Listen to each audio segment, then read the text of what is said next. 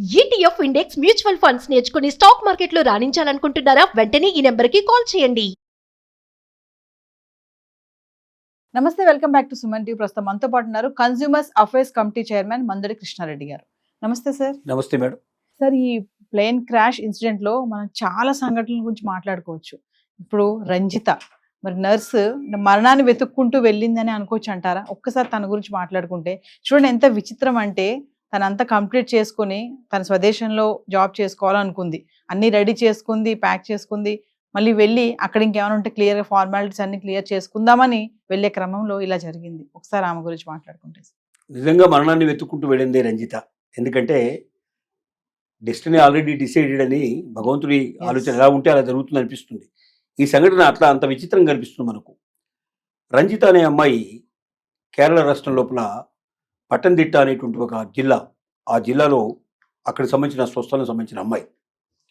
ఈ అమ్మాయి ఎప్పుడో నర్సుగా ట్రైనింగ్ పూర్తి చేసుకొని ఇక్కడ ఇండియా లోపల, జనరల్గా కేరళ నర్సులు ఎక్కువ భాగం విదేశాల్లో చాలామంది పనిచేస్తూ ఉన్నారు. తనకు లండన్లో ఒక అవకాశం దొరికింది, లండన్లో నర్సుగా పనిచేస్తూ ఉంది. అయితే ఈ మధ్యకాలంలో కేరళ గవర్నమెంట్ వాళ్ళు ప్రత్యేకంగా కేరళ వైద్య ఆరోగ్య శాఖకు సంబంధించిన డిపార్ట్మెంట్లో తనకు నర్సుగా ఒక మంచి పొజిషన్ ఇవ్వడానికి వాళ్ళు డిసైడ్ చేశారు. తనకు ఆ రకంగా కాల్ వచ్చింది. తను ఇండియాకు వచ్చి ఫార్మాలిటీ అన్ని పూర్తి చేసేసి తను ఉద్యోగానికి రాబోతున్నట్టుగా టైం తీసుకొని నేను లండన్కి వెళ్ళి అని సర్దుకొని వచ్చేసేసి అక్కడ క్లోజ్ చేసుకొని వచ్చేస్తాను కంప్లీట్గా అని చెప్పి తను బయలుదేరేందుకు సిద్ధపడింది. యాక్చువల్గా ఏంటంటే ఈ లండన్ విమానానికి కాకుండా ఇంకొక అంతర్జాతీయ విమానం కోసం తను కొచ్చిన్లో ఉన్నటువంటి కొచ్చి నుంచి బయలుదేరాల్సిన అంతర్జాతీయ విమానానికి బుక్ చేసుకుంది. కానీ ఆ విమానం క్యాన్సిల్ అయింది. అది కొచ్చి అంతర్జాతీయ విమానానికి రాలేదు. ఆశ్రమానికి అక్కడికి వచ్చే విమానాశ్రయానికి వచ్చే అవకాశం లేకపోయింది. కాబట్టి ఏం చేశారంటే అది కొచ్చిన్కి రాలేదు కాబట్టి నెక్స్ట్ ఏముంది ఫ్లైట్ అని చూసినట్టయితే లండన్కి డైరెక్ట్గా ఇప్పుడు మనం అనుకున్నటువంటి ఈ విమానం ఏదైతే ఉందో కూలిపోయినటువంటి విమానం, ఆ విమానాన్ని గురించి వివరాలు తీసుకొని ఆ విమానం క్యాచ్ చేయాలంటే ఎలాగా, అది ఢిల్లీలోనే క్యాచ్ చేయాలి లేదా అహ్మదాబాద్లోనే క్యాచ్ చేయాలి. ముందు ఢిల్లీ నుంచి బయలుదేరుతుంది, ఢిల్లీ నుంచి అహ్మదాబాద్ నుంచి లండన్ వెళ్ళిపోతుంది డైరెక్ట్గా, ఇంకెక్కడ ఆగే అవకాశం లేదు.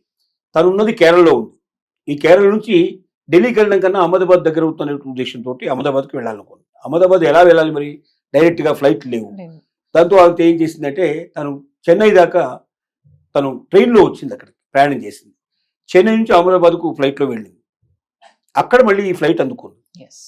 అంటే మృత్యువుని వెతుక్కుంటూ అక్కడ నుంచి ట్రైన్లో వచ్చి ట్రైన్ నుంచి మళ్ళీ ఫ్లైట్లో వెళ్ళి చివరికి ఆ ఫ్లైట్ పట్టుకొని ఆ ఫ్లైట్లో అలా ఎక్కి కూర్చుందో లేదో విత్ ఇన్ మినిట్స్ లోపల స్మాష్ అయిపోయే పరిస్థితి ఏర్పడింది. అంటే ఇది విధి రాతేమో మనకు అనిపిస్తుంది. మనకు తెలియదు మన మరణం ఎప్పుడు వస్తుందో మనకు తెలియదు. చాలామంది ఏమనుకుంటారంటే అసలు కొద్ది రోజులు మాత్రమే బతుకుతామని ప్రతి ఒక్కరికి తెలుసు. కొందరు 80 బతకొచ్చు, కొందరు 70 బతకొచ్చు, కొందరు 100 బతకొచ్చు. మ్యాక్సిమం 115 ప్రపంచంలోనే అత్యధికంగా బతికినటువంటి పరిస్థితి చూస్తే 132 సంవత్సరాలు బతికినట్టుగా కనపడుతుంది. అది చైనాకు సంబంధించిన వ్యక్తి ఒక 132 ఇయర్స్ బతికినట్టు తెలుస్తుంది. అది అత్యంత ఎక్కువ బతికినటువంటి టైం ఇది.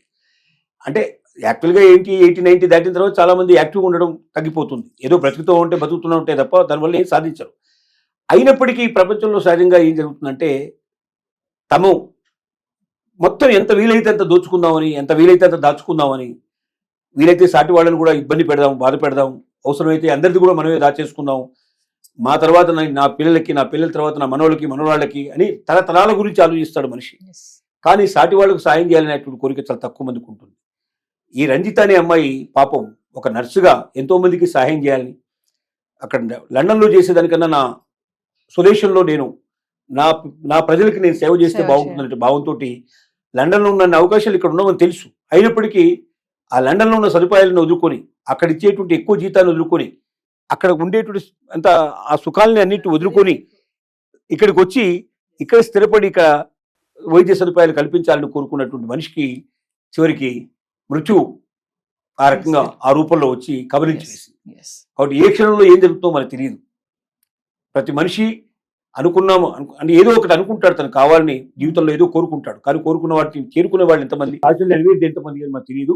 ఏది ఏమైనప్పటికీ బ్రతుకున్న రోజుల్లోనే వీలైనంత వరకు మన జీవితాన్ని సాఫల్యం చేసుకొని ప్రయత్నం చేయాలి. మనకున్న దాంట్లోనే ఇతరులకు కొంత సహాయం చేసే ప్రయత్నం చేయాలి. రికవరీ చేసే జీవులు ధన్యులుగా మిగిలిపోతారు. ఇది విధి ఎంత విచిత్రమైందో చెప్పడానికి ఇది ఒక సంఘటనగా మనం తీసుకోవాలి. అంటే రంజితనే కాదు సార్, అందులో ఇంకొక డాక్టర్ ఫ్యామిలీ కూడా, అంటే ఇంకా చాలా మందే ఉన్నారు. ఆ ఫ్యామిలీ కూడా చాలా దారుణం. 3 పిల్లలు ఉన్నారు వాళ్ళకి. మొత్తం ఫ్యామిలీ కూడా దీంట్లో జరగడం జరిగింది. ఇంకొక మినిస్టర్ కూడా చనిపోయారు.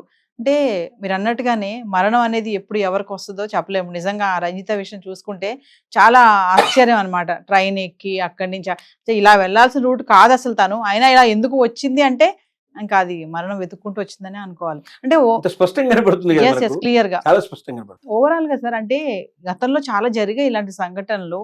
ఈ ప్లేన్ క్రాష్ అవ్వడం అనేది, అంటే ఇది కూడా ఒక పెద్ద సంఘటన అనుకోవచ్చు అంటారా? చాలా పెద్ద సంఘటన. భారతదేశంలో ఇంత ఎక్కువ మంది చనిపోయినటువంటి ఫ్లైట్ సంఘటనలు మనకు లేవు. ఎస్. ఇప్పుడు దీంట్లో ఆ ఫ్లైట్ లో ప్రయాణం చేస్తున్న వాళ్ళే కాకుండా మెడికోస్ చనిపోయారు. ఇది ఇంకా దారుణం. ఎస్. వాళ్ళు మంచి డాక్టర్లుగా సమాజానికి సేవలు అందించాల్సిన వాళ్ళు. ఎస్. వాళ్ళు భోజనం చేస్తున్నారు, సగం భోజనం కనబడుతుంది అక్కడ. అంటే భోజనం కూడా పూర్తి చేయకుండా మధ్యలో తీసుకెళ్లిపోయినాడు భగవంతుడు. ఎస్. మరి వాళ్ళ తల్లిదండ్రులు సార్ ఎంత కష్టపడి వాళ్ళని అక్కడ వరకు తీసుకొచ్చారు. ఒక మెడిసిన్ చదివించడం అంటే నౌ డేస్ మామూలు విషయం కాదు, లక్షలు పోయడమే. అలాంటిది వాళ్ళ తల్లిదండ్రులు బాధ, మరి ఆ ప్యాసింజర్స్ కానీ ఎవరికి వాళ్ళు దిక్కు లేదు. ఇప్పుడు DNA టెస్ట్ చేస్తే కానీ వాళ్ళు ఎవరు అనేది అన్ని ముక్కలు ఎక్కడ భాగాలు కనిపిస్తున్నాయి. ఏదేమైనా సరే, అంటే ఓవరాల్ గా ఏమనుకుంటున్నారు మీరు ఈ ఇన్సిడెంట్ పైన చెప్పాలి అంటే? అంటే ఇది టెక్నికల్ ఫాల్టే అని అనిపిస్తుంది. ఎందుకంటే ఎప్పుడైతే ఆకాష్ ఢిల్లీ నుంచి అహ్మదాబాద్ ప్రయాణం చేసినంతసేపు అతను చెప్పాడు, ఏం జరిగిందో స్పష్టంగా తెలియజేశాడు. కాబట్టి ఆ టెక్నికల్ ఫాల్ట్ని కరెక్ట్గా కనిపెట్టలేకపోయినారేమో అని అనిపిస్తోంది. అది సెకండ్లలో ఆ ఫాల్ట్ వల్ల పైకి ఎగాల్సింది కాస్త కిందకి వచ్చేసింది. ఇంకొకసారి కిందికి రావడం ప్రారంభించడం ఆపడం అనేది సాధ్యం కాని పరిస్థితి. అంటే విత్ ఇన్ సెకండ్స్ లో జరిగిపోయింది. సెకండ్సే, అంతకనే ఏం లేదు. Thank you.